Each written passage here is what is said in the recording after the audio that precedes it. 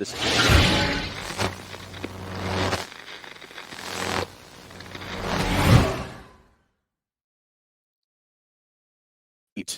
2, 3, 4. Bart Keeler. Oh, brother. I mean, it is an interesting morning on a bunch of different reasons. It has been a wild week for a bunch of different reasons. Let me go backward a little bit. How much of last night did you watch, or were you trying to work or something? I was actually working because I have an exciting announcement that I'll be making hopefully later on in the segment. So, well, are you burying the lead? A little bit. My only thought from last night is, damn it, Charlotte. We're gonna finish behind Charlotte in the standings, aren't we? And that's kind of unacceptable, even with all the injuries we've had, in my opinion. All right, so lay it out for me. You say that sentence, but go ahead and lay it out. Why? So, well, one, obviously they're ahead of us right now in the standings. Mm-hmm. Two, I am not confident in our ability to beat anyone. I know we have done it at home on good clip, but I'm not confident in this team. I don't trust them right now. And all they have to do basically is get a draw, and they'll finish ahead of us. So that's a little problematic, if you're asking me. Mm-hmm. They are 42 points. We're on 40. They have 13 wins. We have 10. Mm-hmm. So a draw on Saturday for them, we can't catch them. Granted, they go up to Red Bull, who have not been great at home, right. So that maybe they figure out a way to get a draw or a win on the road. We have New York City at home, a team that is capable of scoring, and we're certainly capable of giving up goals. So, it's really frustrating to watch this team. And I know we can talk about injuries all we want, but at the end of the day, this team is going to finish probably 10th and below. Okay. And I don't care under what circumstances you have.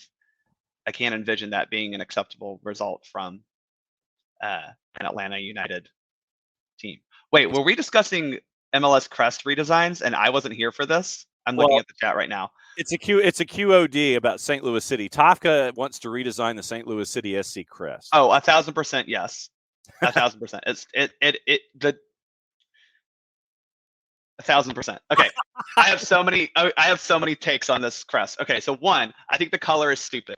I think that it's not red. It is magenta. It is not red. It's magenta. And magenta is a terrible color to have to match. I think you should have just stuck with red. Make it a bright red. Don't make it the darker red like Atlanta United and a lot of the other teams in the league have it a true Georgia color red. That would have been perfectly fine. Okay. Two, stop capitalizing City. Stop capitalizing all cap City. Why are you yelling at us in a press release? It makes no sense. The City should be capital C, lowercase ty, not all caps. That is a stupid MLS level stupid marketing ploy that makes 0 sense. Mm-hmm. 3, I think City as a whole is stupid. St. Louis City is just no. But I think the crest itself, the shape is okay. It is obviously not a circle, so I think that does set it apart from most MLS crests. But I think the crest itself is fine. I think the color scheme is terrible. I think the all cap City is terrible. And I think that they shouldn't have even been named City to begin with. But, you incorporated the St. Louis art. That was going to have to happen. It's not the crest. It's not the worst crest in MLS. It's certainly not the one that needs redesign the most. Looking at you, Real Salt Lake. Okay. I was going to ask, it's like you open that door, and I'm not just going to let you open a door without trying to sit there and say something about it. Okay. I have lots of crest hot takes if we want to discuss that anytime. Hey, that's great. Well, that's what the off season's all about, brother. Is right. looking at crest hot takes and all that kind of stuff. That's the easy part. All right. So now that we've got the Bart's thoughts on the QOD and on Atlanta United off to the side, there's a match, and there's a press conference that is happening right now. Yeah. Where tell me if you've heard this before. Megan Rapinoe has brought out her flamethrower. and Yeah. Merritt Paulson, and that's an entirely separate issue that we can get into, because back on Tuesday we spent an hour and 20 minutes on the Yates Report, as we should have. Yeah. And we spent specifically an hour breaking down the whole thing. And we'll continue to do so, because there's even more developments out of it today. And there are even developments in markets that have nothing to do currently with a franchise in the NWSL. But specifically about the women's national team, I know we'll circle back to the NWSL for the end of the conversation, because that's going to take up a lot of time. There has been talk. Aaron Heifetz, the chief media communications major domo for USWNT, has said that something will come out in the next couple of hours when it comes to a move of solidarity involving the Lionesses and the USWNT when it comes to what's currently going on in the NWSL. The match itself, what are you looking at from the match itself? This is going to be an interesting match that I think a lot of people are going to want to draw big conclusions from, and we won't really be able to draw those conclusions. So what I mean is, England's missing several key players from their team. I know Leah Williamson is out. They have a couple of other players injured. Same with the US. I mean, obviously, Alex Morgan wasn't called into camp because of a knee injury. Mal Pugh is now out for family reasons. You know, I think that England right now might be a better soccer team. And I think that's okay to say. Like, that's fine. The US is still growing into what we want it to be. So my fear is that we're going to lose to England, and people are going to somehow take this as a, oh my goodness, nothing is going right. We need to tear it all down. Now, that never happens, right. Bart. And the reason is because they're going to say, see, we've only been looking good because we've been playing lower level competition. We haven't really done anything well. And, we finally face a real team and we get beat. Well, okay, that is a very fair assessment of the situation. I think we could all agree that this team has not produced in the way that we thought they should, especially when it comes to, we look at the CONCACAF W Championship, a lot of underwhelming performances, but we did beat Canada, the reigning gold medalists, and a team that finished third at the last two World Cups. Third in the 2015 World Cup, excuse me. A very good team. We beat them 1-0 in a final, and a final that was very highly contested, a final that was very tense, a final that Canada wanted to win. They finally beat the US. They wanted to start their own streak against us. So I think this team still has a lot to prove. I also feel like this team is still incomplete. Vlatko is still figuring out what his best 11 is. I think he finally has it, but now you've lost Mal Pugh. You've lost Alex Morgan. You don't have Midge Purse, who would be an obvious replacement. She's in a bad run of form. It's just what it is. So I think the thing that I'm looking for is just, without the individual talents that we're going to have of Morgan and Pugh and others, how does this team function as a team? Because we've seen a lot of isolation ball. It's felt very much like, a LeBron Lakers team where let's get the ball to his playmaker and help them make a play. So we do need to see, how do we combine a little bit better from midfield to forward line? How are we integrating the fullbacks going high up the field, especially now that Mal Pugh is not playing? Does that leave room for Huerta to possibly go forward a little bit more, or depending on which side it is, maybe it's Emily Fox. So I'm looking at how the team attacks versus how our individuals attacked, which is kind of how we've been playing this for a while. But I also think England beats us, and I don't think that's like a bad thing. England's a very, very good team playing with a lot of momentum right now.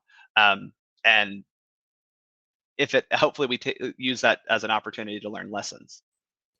Who are you most looking forward to seeing as Vlatko still tries to figure out what he needs to have the team look like on the field? So I think there are two very important players for this particular camp. The first is, I think Sophia Smith needs to be a star because she performs at a stellar level for NWSL, and we haven't quite seen that on the national team yet.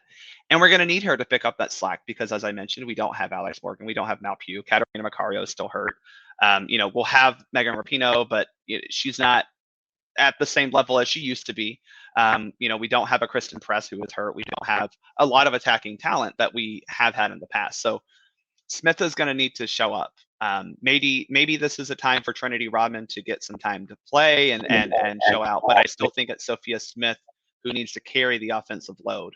And that doesn't mean she needs to do it all herself. I think that's been the frustrating part, again, when I've watched this team play, is it's very get the ball to Smith and Pugh and hope they do something. Hopefully she combines with like a Rose Lavelle or Lindsay Horan in the midfield a little bit better, especially when Horan likes to drift out to the left. I would like to see more combination play from Smith instead of just hero runs. The other person who I think is most important is Andi Sullivan, because we've not really had to test that number 6 position. She was up to the test for the game against Canada, which was great. But I still think that England is a much different team and better team than what Canada was or is right now. And she's going to have to prove that she can fill that void, because I got to be real honest, I don't know that Julie Ertz makes it back for the 2023 World Cup. Nothing against her. I don't know if her heart's in it right now to make a rush back. Exactly. Yeah. She's got a kid, and that's an important thing for her. I just don't know if we see her coming back. So Andi Sullivan, who is the experienced player, needs to show that she can handle that, because she has a girl coming up behind her in Sam Coffey, who has played very well both at club and recently for country. Yeah, to your point about Julie Ertz, I mean, when you have your first child and you want to spend time being a mom. Yeah. And for Julie Ertz specifically, you wonder just how much. Obviously, the near cycle is something that you can just put to the side, but I know that she is a completely incredibly competitive individual. But you wonder how much she is going to devote to being a mom before she hops back into the women's national team picture. Yeah, and that's again the question, and even more so, she took a lot of time off even before the baby, so it's not similar to like Alex Morgan or Crystal Dunn, who were training a lot, almost right up until they gave birth, which is an impressive feat. She did take a step back. Again, both routes respectable and commendable. I'm just not sure what her path back to the elite level that she was elite. Like she was one of the best defensive midfielders of the game of soccer ever. Like I need that to be clearly stated. So can she get back to 90% of that? Maybe, but we kind of saw that last summer before she got hurt, at the Olympics. And so that's the other thing, is that she just hasn't played a whole lot in about a year and a half now. I'm not confident she's back. So that's where Andi Sullivan is vital to the success of this team, because she has been a little bit of an enigma. We know that she can do a lot of these things. She's a decent defensive player. She's a decent attacking player. She's decent at getting the ball on the turn, all these things that we want her to do. She hasn't really done it a whole lot for the U.S. And again, you have a girl in Sam Coffey, who a very young, talented defensive midfielder who's balling out at the club level, finally getting recognition at the international level. It's not the end of the world that you have 2 sixes battling for a position, but you need Andi Sullivan to kind of you need someone to assert dominance of that position. And I think it's Andi Sullivan's to grasp onto. Where do you think this transition / work in progress is with the women's national team, with the veterans that we have seen forever, that have maintained U.S. supremacy in the women's game, even though we know that the margins are getting smaller? Yeah. Where do you think this transition is with these veterans who are in their last dance, and the young players that Vlatko Andonovski should be playing more of, because of that transitional time that you need, where we want to see a Sullivan, a Rodman, a Sophia Smith? Where do you think this work in progress is right now? I think it depends on the position. I think positionally, we're looking at the wingers as being one of those spots where I think we fully transitioned to the young, talented attackers. I think Sophia Smith and Malpew are definitely your starters, and behind them you have Mitch Purse, possibly Trinity Rodman. Megan Rapinoe is still there because she's still, we've seen her in NWSL scoring a bucket of goals recently. So from that standpoint, I think in those positions, we've kind of made that transition. I think at outside back, and now this is interesting because we finally have Crystal Dunn actually back and playing in a camp. But I think it was Emily Fox who kind of secured her spot. Personally, I think that's the right move. I think that allows Crystal Dunn to be a more versatile player the way she is. It allows you to plug her in to an attacking midfield position if you want. It allows her to play left back if you need that as well, because she's obviously just a very talented player. But we also haven't really seen her a whole lot. She hasn't played a whole lot since coming back from her maternity leave, which is just the reality of this situation. She's probably in great shape for what for coming back the way she did, but we don't know. So to me, the outside backs, you have Emily Fox, Sofia Huerta, who have, I think, established themselves as starters in those positions. Also, Huerta's not young, right? She's in the 25 to 30 age group with like Rose Lavelle and Lindsay Horan. So to me, Lavelle and Horan are in that middle group. Then you have Sullivan and Huerta, who are also in that age range, who are now finally getting that time and experience. So I'm looking at those types of things where it's on a position by position basis. I mean, striker, I still think it's Alex Morgan, especially with Katarina Macario out. Goalkeeper, still Alyssa Nair. I don't think anyone's usurped her. The real question is Becky Sauerbrunn finally being transitioned out for Naomi Girma, who has, again, been very good, seems to be wise beyond her years, and partners well with Alana Cook, who also, by the way, has transitioned in very nicely, partially because you had injuries to Tiana Davidson, and Abby Dalkemper has been kind of in a bad run of form as well for about a year, mainly due to injuries. But it position by position, it's been different. I think then you look at the bench, you have a lot of decent depth coming up with. You've got DeMello, who's been called in, who's been good for Louisville. Again, we mentioned Coffey, Ashley Sanchez. You've got some younger talent that's finally coming in. So I think that Vlatko has transitioned. I think he's transitioned out the older talent fairly well. Now, the question is, when that older talent comes back healthy, are they just given spots back? That's where I do question, because it's okay to say, hey, y'all, thank you for your 2015, honestly, 2011 through 2019, right? We made 3 World Cup finals in a row. Right. It's hard to just leave that behind. But, I think on this team, you have a good mix of experience with Nair, Morgan when she's healthy, and even Lavelle and Horan, who have a World Cup under their belt too, and multiple Olympics. So I'm not worried about veteran leadership on this team. I think it exists. I'm worried about making sure that the veterans are earning their spots on this team, which has been something we haven't seen from the U.S. women's national team in the past. They've kind of just been allowed to keep it. All right. I know that you're going to be, and this is a sidebar, Nix doesn't think that they should be playing the Spain match either.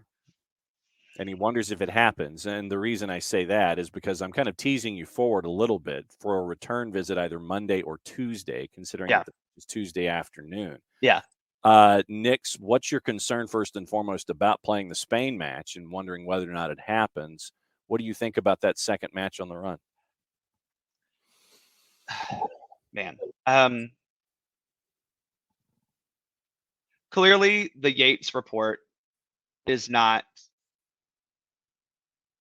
uncover problems specific to U.S. women's soccer and NWSL. Right. These are problems that persist across women's soccer, across women's sports, and to an extent across sports in general. I think we're seeing that on display in with the Spain players. Now, I don't know if I want to go so far to say that the Spain situation is the same as what's happened in NWSL. We don't have any real evidence of sexual misconduct like we have in NWSL from multiple coaches, staff, clubs as a whole. But it does seem like something that came out through the Yates report and through some other reporting or studies of NWSL players is that specific to women's soccer players, because that's where these studies were done, there seems to have been some sort of conditioned acceptance of verbal and mental abuse. Well, you want to keep your job, you're just going to stand and take it. That has happened since the youth level.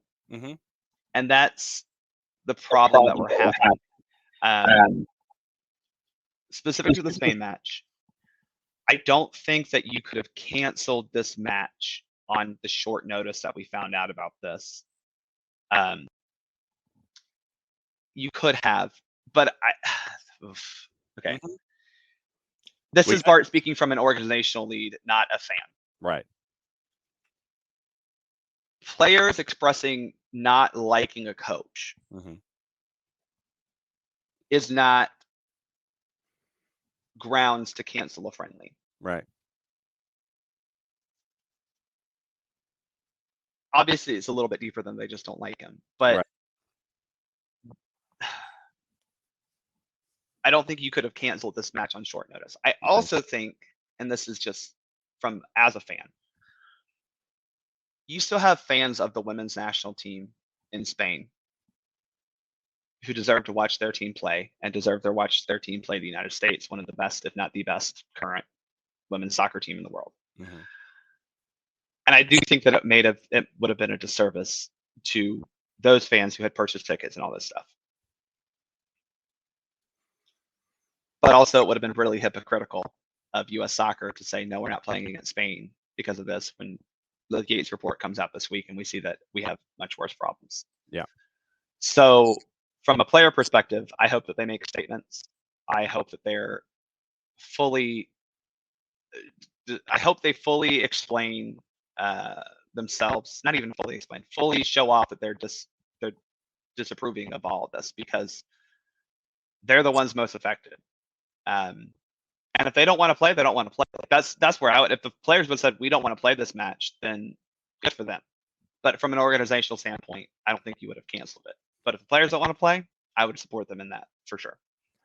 All right. Since you have mentioned those two words, Yates and Report, let's wrap up your visit this week by going into Yates Report today, I guess, basically. And that's pretty much where we are. And I mean, and legitimately, I have zero qualm about having this as a daily segment, as long as there is news to report and that that the story is being advanced.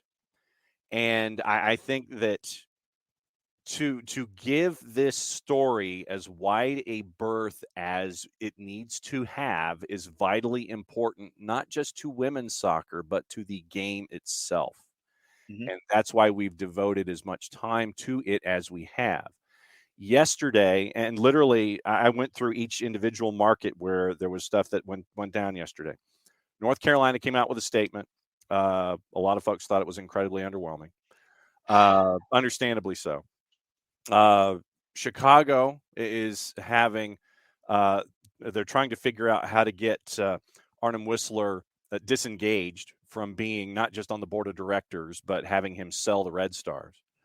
You have in Louisville, you have supporters groups who at last night's USL Championship game put up banners saying, A, you knew, B, JOC out, meaning James O'Connor, the president of the club, and arrest Holly, meaning Christy Holly, who there's some other stuff involving Christy Holly that is stunning to me, involving a lack of a coaching license.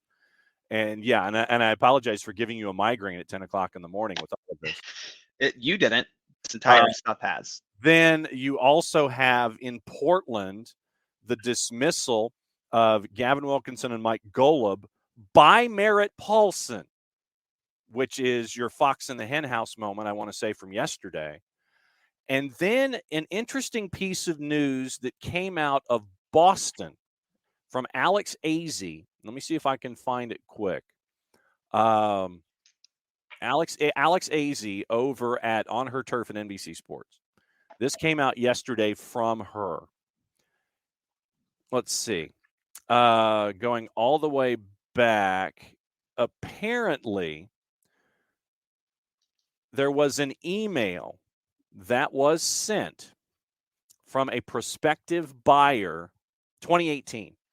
A prospective Boston Breakers buyer, say that 10 times fast, sends an email to the NWSL after learning Christy Holly was in a relationship with a player. The prospective buyer asks in the email sent to Amanda Duffy, How pervasive is this problem?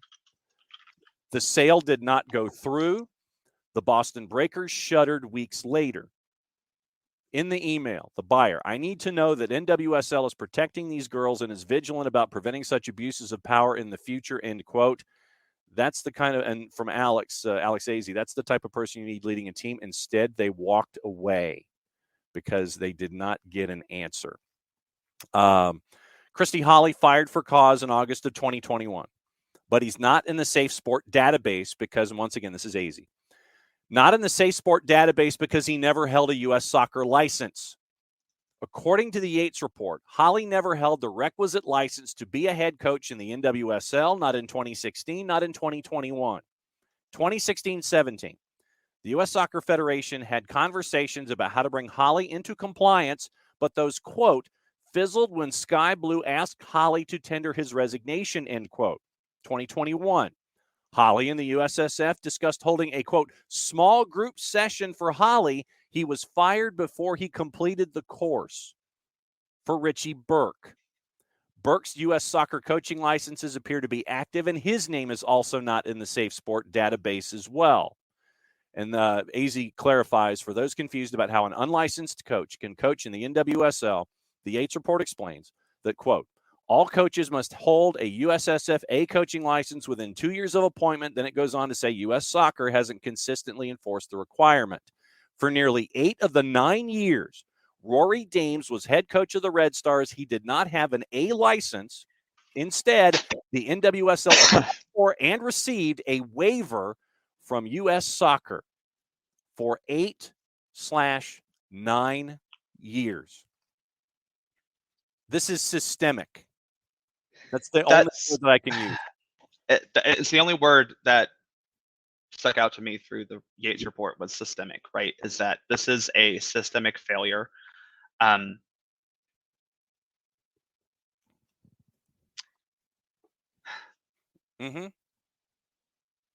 It's disappointing. It's angering. It is. Yeah. Okay. Go for it. So one of the things that I think comes up to me when I see all these reports, and we've seen throughout NWSL's time that this is not specific to male coaches. So I'm not saying that this is only a men's coaching problem, a male coaching problem. But we have seen a culture created and perpetuated by male coaches of verbal and mental abuse of young girls. Roy Dames was the owner and operator and head coach of a very large and expansive women's youth soccer program in the Chicago area, which is why he got the job at Chicago Red Stars. He still is the owner of that today. Yep.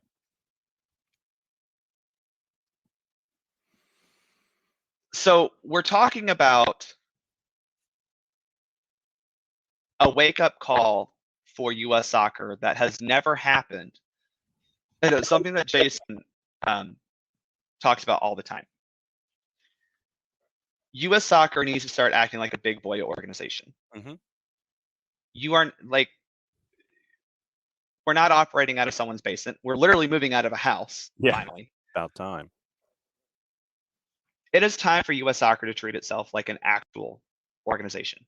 However, this is not specific to U.S. soccer. This is a problem with sports organizations throughout the United States, and I would venture to say throughout the world. Right. Unfortunately, and I will say this because I went through safe sport training during my referee licenses, which, by the way, I have to do, but yet I have to do that every year. Yet we have coaches coaching professional players who don't have to do that. Yep. Whatever.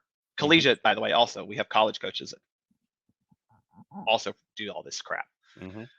The unfortunate reality is youth sports is a fertile ground for people like the Roy Dames, Paul Riley, who should be never allowed to be near people ever again at this point in time. Christy Holly as well. Like, it is a breeding ground, or at least a fertile hunting ground is maybe a better way to put it for people like this. They see these as opportunities to manipulate people, to create systems through which they cannot be held accountable. And that's really what this comes down to, is there is not a system of accountability. There's no system in which I can truly report someone and trust that it gets done. And that is a failure of the safe sport system, which has been time and time again brought up to be like, I mean, Allie Rainsman said this back almost, 10 years ago. She was like, this is not it. And we still continue to say, no, we got this. This is good. There's a lot to digest and break down through this report. But at the end of the day, the word you said was systemic, and it needs systemic resolutions. And it needs to. The problem is you can't allow the people who have been the problems to remain in charge, right? Yeah. Merritt Paulson's got to go. I'm real sorry about it. He has been, because this is not even just a Thorns problem.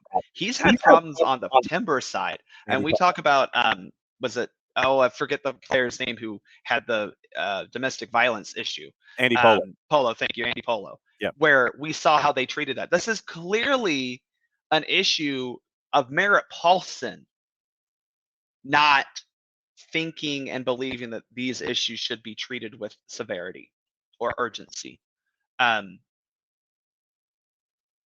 It seems like everyone's out to protect themselves, which is an understandably natural reaction. But the best way to protect yourself is to protect the people who are being hurt. Because it very well could be you. It very well could be your daughter.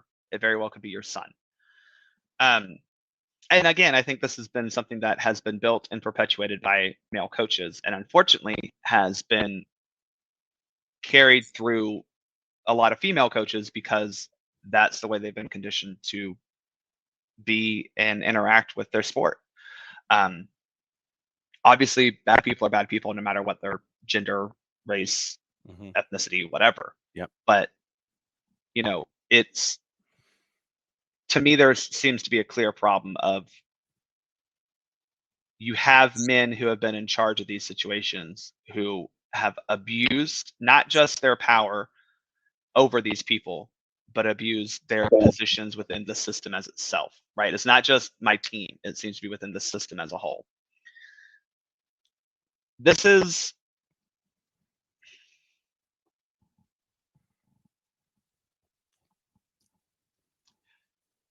a chance for NWSL, though, to reinvent and relaunch itself. You have sponsors who have been very clear about the fact that they're not happy with this. Yeah. And you can't afford to lose sponsors like Budweiser. You just can't.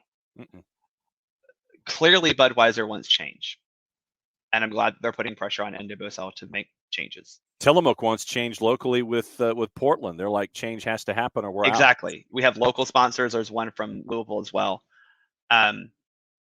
If you're like, this is what I would say to these people. If you're upset, if you're worried that, we don't want to do James O'Connor or Merritt Paulson doing Gavin Wilkinson bad by, firing them when they've been loyal. To whom have they been loyal? Themselves. They ain't been loyal to you. Themselves, their system, and their contacts. They have not been loyal to you, because they have damaged your organization by harming. If you're an owner, these people have harmed your assets, be it the players, the brand, and the league as a whole. And they got to go. I'm sorry. Like, you can't keep them around. And statements like what, the statements like what the Courage put out, who, by the way, y'all are a big part of this too. Like, somehow just missed that completely from your statement. It's not good enough. But if you're MLS, you need to be looking at this too and say, okay, again, you're looking at Merritt Paulson, who needs to be evaluated. But as a whole, MLS needs to say, okay, you need to realize this is not a women's soccer problem as a whole. This is a sports problem. How do we, as a league, with now an expanding academy system and influence on men's and women's youth players, by the way, because a lot of these also oversee some of the women's academies. How do we ensure this doesn't happen? Steph Yang yesterday. Per the Yates Report, Sky Blue exec says after the Christy Holly hiring, quote, I spoke with James O'Connor, Christie, and certainly did not give him a glowing review, end quote. Alerted Ed Nalbandian, who, quote, recalls Brad Estes confirming that he did not understand Mary's reference to have been a positive one. Mary Smoot recalled telling Estes and O'Connor that the fans loved Holly, but the players did not have a positive experience. She noted that Estes and O'Connor did not ask any follow-up questions, page 151.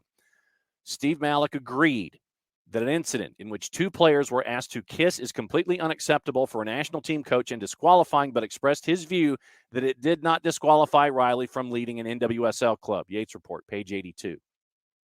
Per the Yates Report, pre the January 2017 purchase, Kurt Johnson says Dan Flynn told him about the allegation Riley had players drinking in his apartment and suggested players kissing another woman.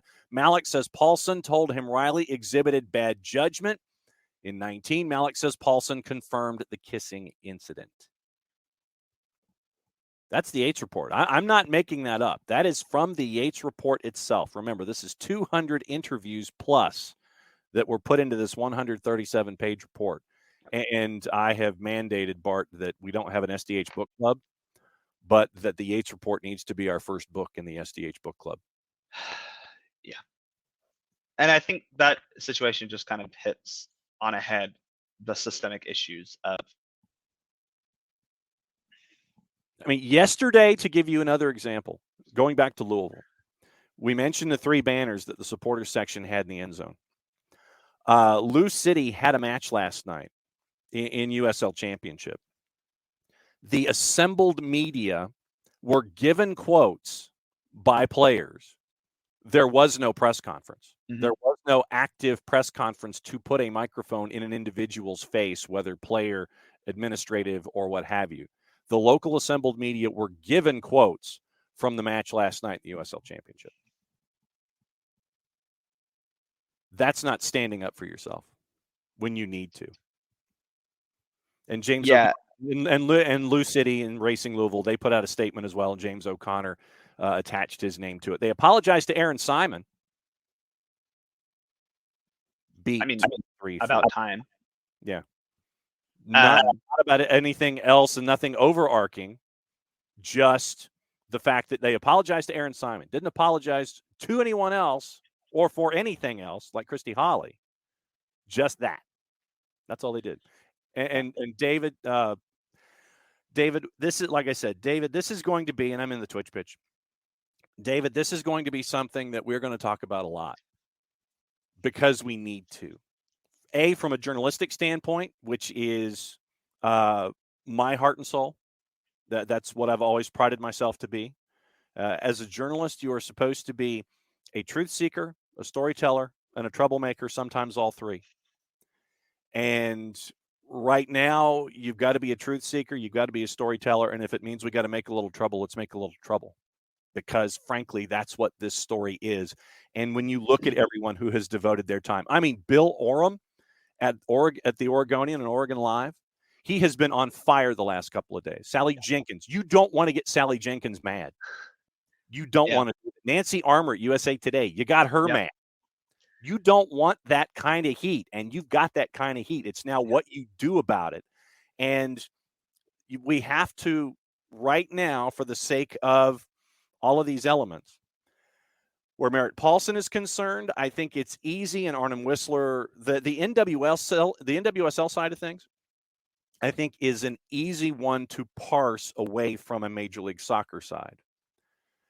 You're getting into Deloy Hansen territory, and that's your required reading for today. That's your Google search for today, kids.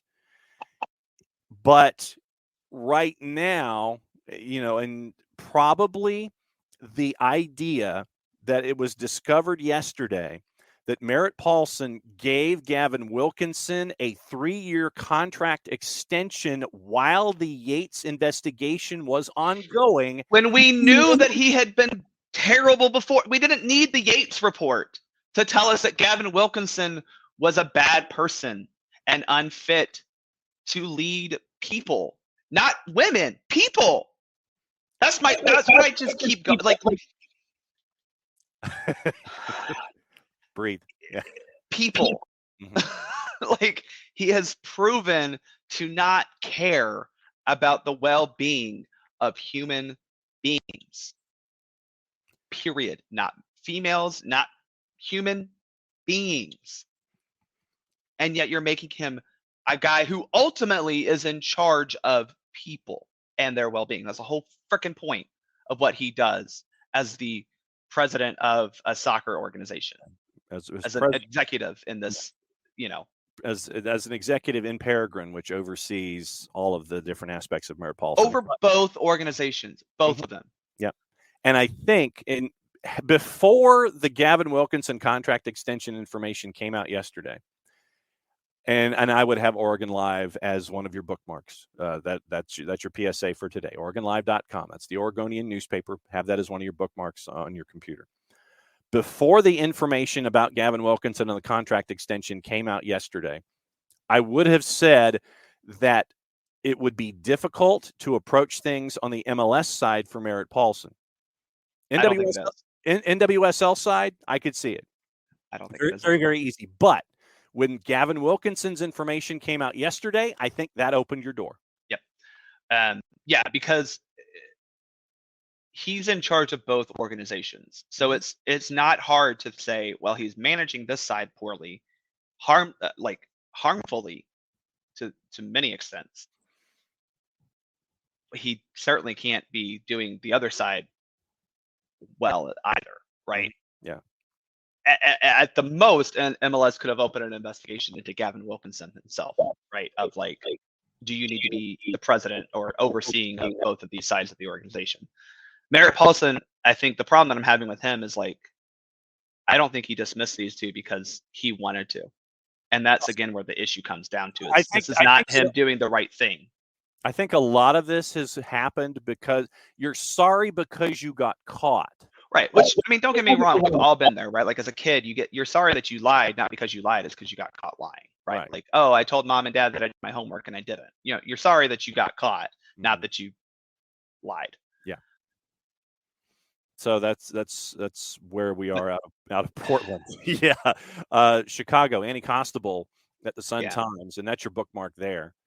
Annie tried to get a response from corporate sponsor CIBC, and she screen capped the response from corporate that misspelled her name.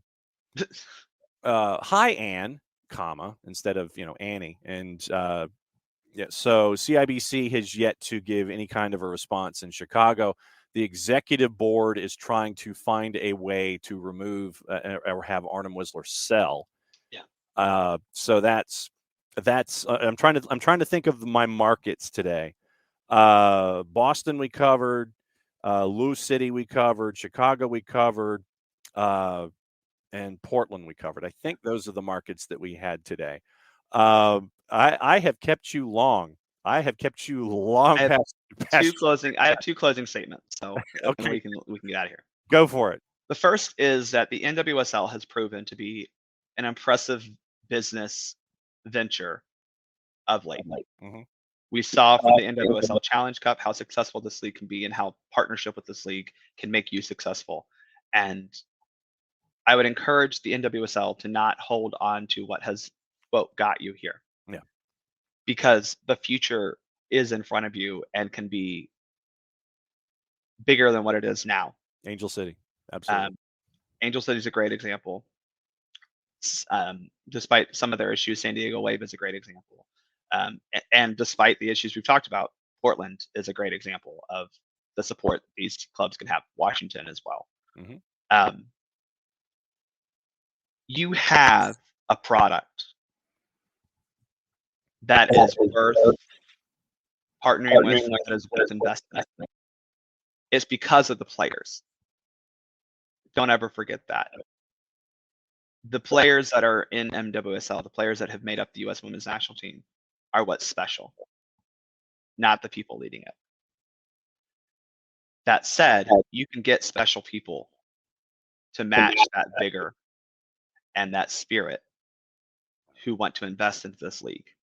You don't need guys like Paulson and Whistler. You don't We need guys like Malik, to be quite honest, who's been quite disappointing with the Courage. There are people who will want to invest in this league, I promise you. There will be brands that want to invest in this league, I promise you, if you do the right thing.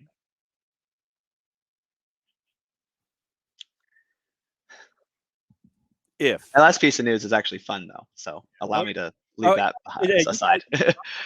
Aren't you supposed to break some news before you go? I have some slightly breaking news. So I can officially announce that the American Outlaws Atlanta chapter will be hosting our USA England watch party for the World Cup in November at the new Wild Leap Atlanta location, located on Ted Turner in the old Norfolk Southern building that is now the Centennial Yards South building.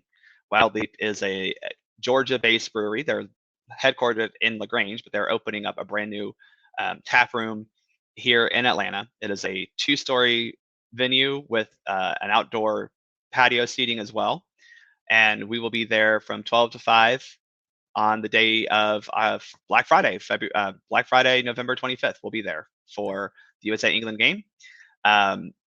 We'll have more information coming out tomorrow about how you can. We will have to ask you to pre-register because there is slightly limited capacity for this event, and we need to make sure that we're not going to go over it because we don't need the city of Atlanta getting too mad at us. But we're really excited to partner with Wild Leap in this venture. Shout out to the Flood Project and Scott Flood for making all this happen and doing a lot of great work. I know, John, you don't need any reassurance that he's a great person and a great organization, but shout out to the Flood Project for all their work, and also the team with American Outlaws that has worked hard to put all this together, get the permits in, get the plans in. But we're excited to be at Wild Leap for this party that hopefully will bring together the entire soccer community of Atlanta. We'll have all 6 Atlanta United supporters groups represented there. We'll have some sponsors within the soccer community and outside of the soccer community. We will have some former and possibly current Atlanta United players as well there. So it'll be fun. I've also heard a rumor that somehow John will be dragged there, or at least Jason will be dragged there. Yeah, I got high school football that day. But it'll be a big old party. We're going to have a lot of fun. So we'll be at Wild Leap for the USA England match. We'll be at Fido Midtown for the other matches, and they'll be open throughout the entire World Cup, showing all the games there. So we have no shortage of space for you to go watch World Cup games this November and December. But I just wanted to make that announcement. American Outlaws and Wild Leap, November 25th. Mazel tov. Nicely done. And so keep an eye on all of the media that is social at Bartimus Prime 19. So you can get all the info at American Outlaws Atlanta. Very, very cool stuff for Black Friday. So get your shopping done and then go over and hang out. Exactly. See, it's a 6-minute walk from the Garnett MARTA station, a 10-minute walk from the 5 Points MARTA station. So you can go avoid gunshots at Lennox and come down. And wow. I'm joking. I'm sorry. I live in Buckhead. I can say that. I've lived here all my life. I know. But yeah, it's going to be great. I'm excited. It's a great venue. I'm really excited for what's happening in South Downtown. This is the first of the Centennial Yards overarching development. So we're excited to be a partner with that. All right. So are you coming back Monday to preview? Yeah, I'll be back either Monday or Tuesday. I'll let you know. We'll have some Atlanta United to talk about, I'm sure, over the weekend. I do encourage everyone to go to the final match. I know there's some people that, want to maybe not go, but go to the final match. The players deserve it. I will say the players themselves have given us a lot this year, and they deserve our support. Despite some of them being slightly diva-ish, they all deserve our support. So make sure you're at the match. Yes. So once again, Bartimus Prime 19. And so since he is here at the end of the show, I'm going to say mucha plata, y'all. And since it is the end of the show, that means I get to do this.